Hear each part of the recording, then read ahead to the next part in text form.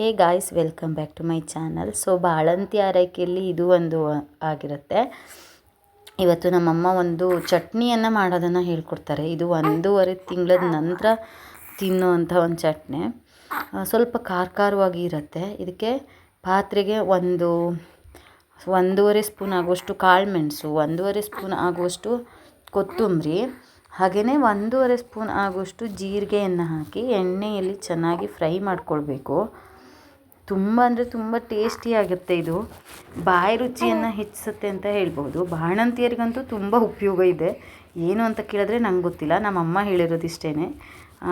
ಹೊಟ್ಟೆ ಬೆಚ್ಚಗಿಡತ್ತೆ, ಹೊಟ್ಟೆಲಿರೋ ಗಾಯ ವಾಸಿಯಾಗೋದಕ್ಕೆ ಹೆಲ್ಪ್ ಮಾಡುತ್ತೆ ಅಂತೆಲ್ಲ ಹೇಳಿದ್ರು. ನನಗಂತೂ ತುಂಬ ಟೇಸ್ಟಾಗಿತ್ತು. ಹಾಗಾಗಿ ಚೆನ್ನಾಗಿ ಹಾಕ್ಕೊಂಡು ಊಟ ಮಾಡಿದೆ. ಚೆನ್ನಾಗಿ ಅಂದರೆ ಏನು, ಬಾಣಂತನದಲ್ಲಿ ಎಷ್ಟು ಊಟ ಕೊಡ್ತಾರೋ ಅಷ್ಟೇ, ತುಂಬ ಊಟ ಮಾಡೋದಲ್ಲ. ಸೊ ಇದಿಷ್ಟು ಕಾಳುಮೆಣಸು, ಕೊತ್ತಂಬರಿ, ಜೀರಿಗೆಯನ್ನು ಹಾಕಿ ಚೆನ್ನಾಗಿ ಫ್ರೈ ಮಾಡಿ ಆದ ನಂತರದಲ್ಲಿ 1.5 ಸ್ಪೂನ್ ಆಗುವಷ್ಟು ಸಾಸಿವೆಯನ್ನು ಹಾಕಿ ಅದು ಕೂಡ ಚೆನ್ನಾಗಿ ಹುರಿಯೋದು. ಅಂದರೆ ಸಾಸಿವೆ ಹುರಿದಿದ್ದೆಲ್ಲ ಬೇಗ ಗೊತ್ತಾಗ್ಬಿಡುತ್ತೆ, ಚಟಪಟ ಅಂತ ಹಾರುತ್ತೆ. ಕಾಳುಮೆಣಸು ಕೂಡ ಅಷ್ಟು ಹುರಿದು ಆದ ನಂತರ ಇವಾಗ ಮೆಣಸಿನ್ಕಾಯಿನ ಹಾಕ್ಕೊಳ್ತಾ ಇದ್ದಾರೆ. ಇದು ಸ್ವಲ್ಪ ಖಾರವಾಗಿರುವಂಥ ಚಟ್ನಿ. ತುಂಬ ಅಂದರೆ ತುಂಬ ಚೆನ್ನಾಗಿ ಆಗುತ್ತೆ. ಎಲ್ಲ ಐಟಮ್ಸ್ ಇರೋದ್ರಿಂದ ಏನೋ ಒಂಥರ ಚೆನ್ನಾಗಿರೋ ಸ್ಮೆಲ್ ಬರ್ತಾ ಇರುತ್ತೆ. ಇವಾಗ ಗ್ಯಾಸನ್ನು ಆಫ್ ಮಾಡಿಕೊಂಡು ಒಂದು 6-7 ಬೆಳ್ಳುಳ್ಳಿ ಹೆಸಳು, ಆಮೇಲೆ ಒಂದು ಅರ್ಧ ಸಣ್ಣ ಈರುಳ್ಳಿಯಲ್ಲಿ ಒಂದು ಅರ್ಧ ಈರುಳ್ಳಿಯನ್ನು ಹಾಕಿ, ಅಂದರೆ ಆ ಬಿಸಿಗೆ ಸಾಕೋದು, ತುಂಬಾ ಹುರಿಯೋದು ಬೇಡ. ತುಂಬಾ ಹುರಿದ್ಬಿಟ್ರೆ ಏನೋ ಒಂಥರ ಸ್ಮೆಲ್ ಜಾಸ್ತಿ ಬಂದುಬಿಡುತ್ತೆ, ಚೆನ್ನಾಗಿ ಬರೋದಿಲ್ಲ ಅಂತ ಹೇಳ್ತಾಯಿದ್ರು.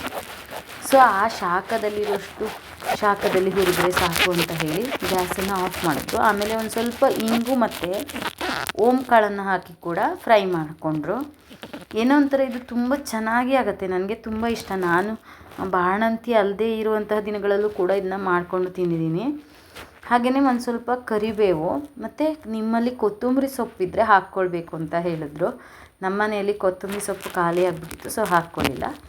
ಇವಾಗ ರುಚಿಗೆ ತಕ್ಕಷ್ಟು ಉಪ್ಪು ಮತ್ತು ಒಂದು ದೊಡ್ಡ ಗಾತ್ರದ ನಿಂಬೆಹಣ್ಣಿನ ಸೈಜಷ್ಟು ಹುಣಸೆಹಣ್ಣನ್ನು ಹಾಕಿ, ಇದಕ್ಕೇ ಹಸಿ ಕಾಯನ್ನು ಹಾಕಿ ಒಂದು ಸ್ವಲ್ಪ ಬಿಸಿ ಮಾಡಿಕೊಂಡ್ರು.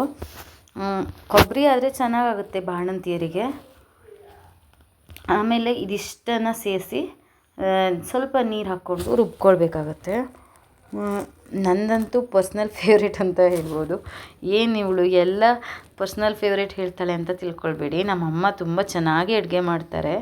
ಹಾಗೆಯೇ ತುಂಬ ವೆರೈಟಿ ಗೊತ್ತಿದೆ ಅವರಿಗೆ, ಹಳೆ ಕಾಲದ್ದು ಹೊಸ ಕಾಲದ್ದು ಅಂತೆಲ್ಲ. ತುಂಬ ಟೇಸ್ಟ್ ಆಗುತ್ತೆ. ಸೊ ಇವಾಗ ಒಂದು ಪಾತ್ರೆಗೆ ಒಂದು ಸ್ವಲ್ಪ ಎಣ್ಣೆಯನ್ನು ಹಾಕಿ, ತುಪ್ಪವನ್ನು ಹಾಕಿದ್ರೆ ಒಳ್ಳೆಯದು. ನನಗೆ ತುಪ್ಪ ಅಷ್ಟೊಂದು ಆಗೋದಿಲ್ಲ ಅಂತ ಹೇಳಿ ಅಮ್ಮ ಸ್ವಲ್ಪ ಎಣ್ಣೆಯನ್ನು ಬಳಸಿದ್ದಾರೆ. ಎಣ್ಣೆಯನ್ನು ಹಾಕಿ ಜೀರಿಗೆ ಮತ್ತು ಸಾಸಿವೆ ಕಾಳನ್ನು ಹಾಕಿ ಅದು ಚೆನ್ನಾಗಿ ಬೆಂದ ನಂತರ ನಾವೇನು ಚಟ್ನಿಯನ್ನು ರುಬ್ಬಿಟ್ಕೊಂಡಿರ್ತೀವಿ ಅದನ್ನ ಹಾಕಿ ಆ ಚಟ್ನಿ ಗಟ್ಟಿ ಆಗೋ ತನಕ ಫ್ರೈ ಮಾಡಬೇಕು. ಸೊ ಇದಿಷ್ಟು ಮಾಡಿದ್ರೆ ಈ ಚಟ್ನಿ ರೆಡಿ ಆಗುತ್ತೆ. ತುಂಬಾ ಚೆನ್ನಾಗಿರುತ್ತೆ. ನೀವು ಕೂಡ ಒಂದು ಸಲ ಮಾಡಿ ಹೇಗಾಗಿತ್ತು ಅಂತ ಕಮೆಂಟ್ ಮಾಡಿ. ಹಾಗೆಯೇ ನನ್ನ ಸಾಸಿವೆ ಕಟ್ನೆಯನ್ನು ತುಂಬ ಜನ ಟ್ರೈ ಮಾಡಿದ್ದೀರಿ ಅಂತ ಮೆಸೇಜ್ ಮಾಡ್ತಾಯಿದ್ರಿ. Thank you. ಹಾಗೆ ಏನೇ ಇದ್ದರೂ ಕೂಡ ಕಮೆಂಟ್ ಮಾಡಿ ಅಂತ ಹೇಳ್ತಾ ನೆಕ್ಸ್ಟ್ ವೀಡಿಯೋದಲ್ಲಿ ಮತ್ತೆ ಸಿಗ್ತೀನಿ. ಈ ಥರದ್ದೇ ಹೊಸ ರೆಸಿಪಿ, ಹಳೆ ರೆಸಿಪಿ ಎಲ್ಲ ತೊಗೊಂಡು ಬರ್ತಾಯಿರ್ತೀನಿ ಅಂತ ಹೇಳ್ತಾ ಈ ವಿಡಿಯೋವನ್ನು ಇಲ್ಲಿಗೆ ಎಂಡ್ ಮಾಡ್ತಾಯಿದ್ದೀನಿ. ವಿಡಿಯೋ ಇಷ್ಟ ಆದಲ್ಲಿ ಲೈಕ್ ಮಾಡಿ, ಶೇರ್ ಮಾಡಿ, ಹಾಗೆಯೇ ಸಬ್ಸ್ಕ್ರೈಬ್ ಮಾಡಿಕೊಂಡು ವಿಡಿಯೋಗಳನ್ನು ನೋಡಿ.